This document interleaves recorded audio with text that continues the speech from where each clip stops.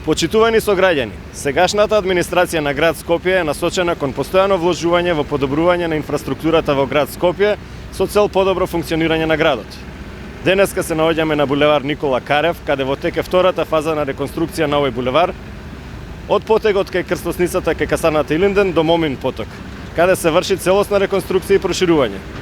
Со овој градежен зафат, освен реконструкцијата во должина од 980 метри, се проширува постојниот коловоз на 4 ленти и се поставува разделно зеленило со пешачко-велосипедски патеки од двете страни.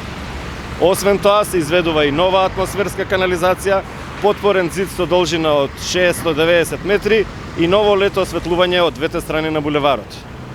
Во првата фаза од овој проект се изврши реконструкција на потегот од Клучката кај Битпазар до крстосницата кај касарната Илинден во вкупна должина од 1440 метри.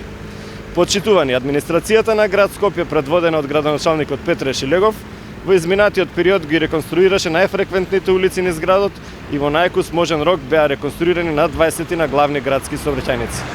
Чекор по чекор ги решаваме напластените проблеми во инфраструктурата на градот и работиме на хуманизација на просторот за живење. Ви благодарам.